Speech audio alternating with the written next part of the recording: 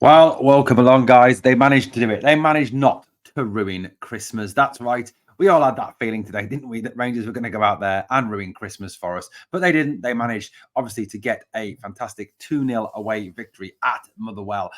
First half, I thought was very good indeed. Rangers played some lovely stuff in the first half, some great interchange of passing, some real quality work. They played with purpose. They played with passion. They played with speed, which is something we've sort of been begging for them from all year. I mean, it's like we've all talked about, isn't it? If you play with speed, if you play with purpose, you can unlock any defensive team. And getting that early goal certainly helped out. Second half wasn't so great. But you know what? You cannot underestimate how brutal the conditions were. The wind was obviously more in Rangers' favour in the first half. In the second half, it was against us, and Motherwell didn't really take advantage of having the wind in the second half. I mean, so much so that I think was it the first half, Motherwell crossed the ball into our box, and I think the commentator on Sky thought that Leon Balogun had headed the ball out, but it wasn't. The wind had actually blown it out of the area. That's how bad it was, and I think we saw at the end, didn't we? As Todd Cantwell was struggling to do his coat up. How bad, in fact, it was.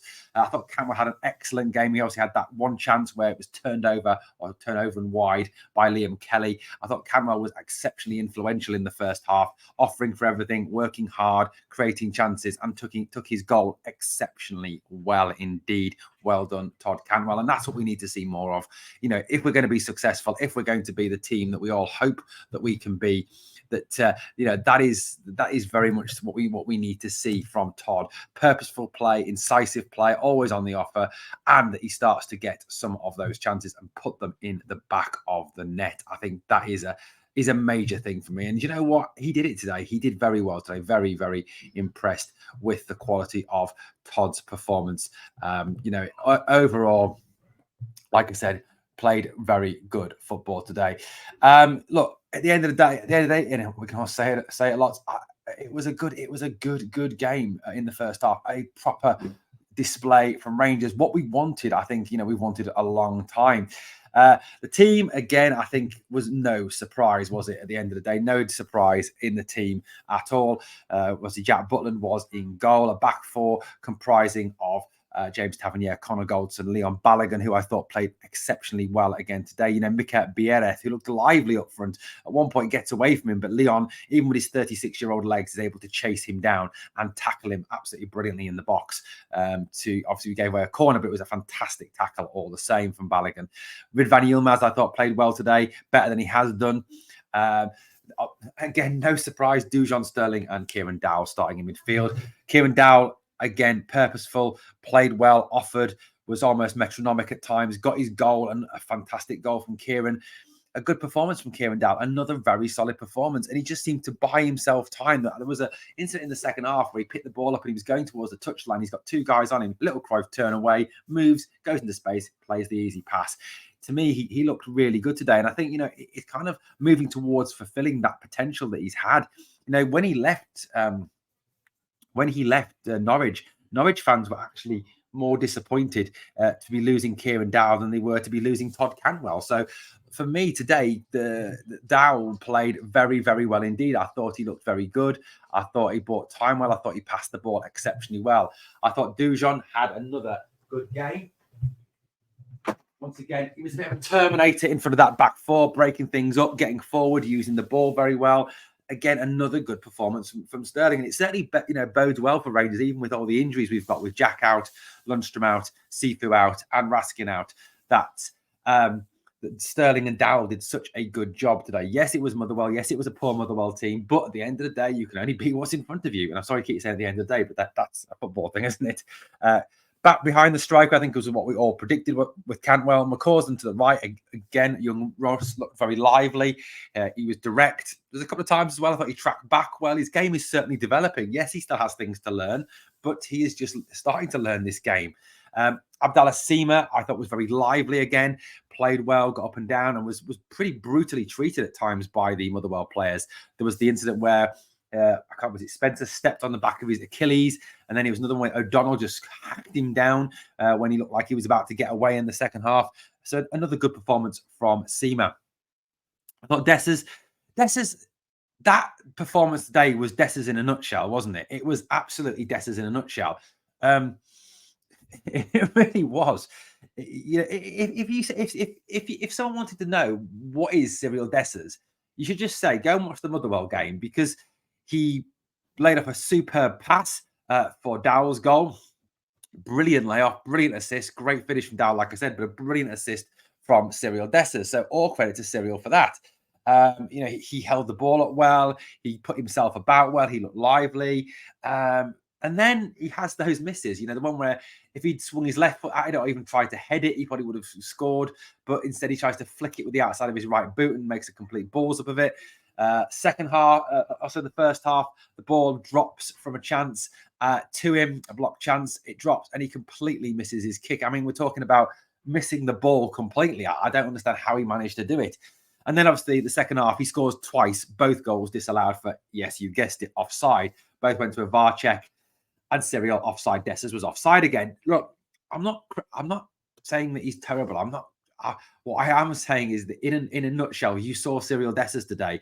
Great assist, hard work, tried hard, some good link-up play. His finishing was just awful, and I think it kind of illustrates why we need a centre forward, why we need two centre forwards in the January transfer window. You know what? We need someone who has a knowledge of the offside rule.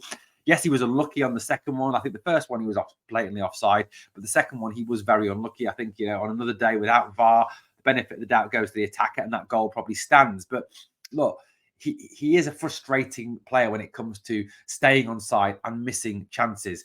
And that is something we do need to rectify. And I'm not saying that he's garbage. I'm not saying he's pish. I'm not saying he played badly. What I am saying is we do need to have someone who's more consistent in front of goal at putting the ball in the back of the net before anyone slaughters me for commenting on Cyril Dessers. But that's what I kind of put across. Like I said, it really was Cyril in a nutshell, wasn't it? Some surprise names on the bench today as well, with John Lee Yefeko and Bailey Rice been on the bench. Unfortunately, we didn't get to see Bailey play today. We didn't get to see Yefeko on today. Also, Adam Devine on the bench. King got on late again, playing in central midfield. Is that something that Clement is perhaps looking at for Ross County? Is he looking to spell and rotate for Ross County, given the fact, obviously, the big game next week is the Old Firm game on Saturday? Scott Wright came on, had a little bit of an influence. Rabbi Matondo came on, but again looked off the pace, looked really, really rusty. And I think, again, that's something that's only going to get better with minutes in his legs. Lammers came on, did virtually nothing, as usual. John Suter on, and obviously Robbie McCrory was the other sub. But overall, you've got to say that is exactly what we needed. And Chris Boyd, I think, you know, at this stage of the season, when the fixtures are coming thick and fast, it's all about the result. And yes, the first half was very good. Yes, we played purposely. We seemed to be enjoying what we were doing out there. We seemed to have a real ownership of the game. I was really impressed with the first half performance. Second half, like I said, conditions weren't great. They did step up a little bit more, pressed a little bit higher, made it a bit more harder, attacked a little bit more. But at the end of the day, it's 3 points, it's up the road, and it is a victory for Rangers. And that's the key thing, guys. That is the important thing. Getting that victory, getting out of there with the 3 points, you know, with a team that is massively, massively depleted by injury, with a team that has a lot of players missing. That's exactly what we needed to do today. And it leaves the league table looking like this. At this moment in time. So Rangers sit second, only 2 points behind Celtic, with a game in hand over our Glasgow rivals. Only two goals difference in the goal difference as well, and a much better form in our last 5 games than that lot from across the city. They've lost 2 of their last 5. We are unbeaten in the last 5 with 4 wins out of 5. A much better performance and way, way clear of Hearts in 3rd place. As for game stats today, wrong game, Owen. As for game stats today, we had 14 shots, 6 on target. And again, for the 3rd game in a row, despite some dodgy moments in the second half with some real comic cuts defending, still a team comes away from playing Rangers with no shots on target. Fantastic. 53% possession to 47%. I think that balanced out in the second half. 407 passes by Rangers to 370 for Motherwell. 70% pass accuracy. I think, again, the wind and the conditions played a role in that.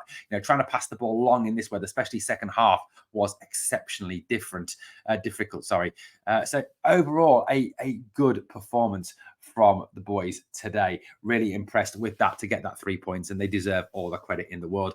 On to Ross County now on Wednesday, fast chasing down that lot from across the city. Obviously, they will have played before us, but I think will come down to who can win on the 30th at Sharkhead. If we win that game, we go top of the league going into the new year. Wouldn't that be fabulous? Well, guys, thank you for watching Glasgow Rangers Nation. And as always, if you can, on the way out, smash the like. And one other thing, never forget, we are the people.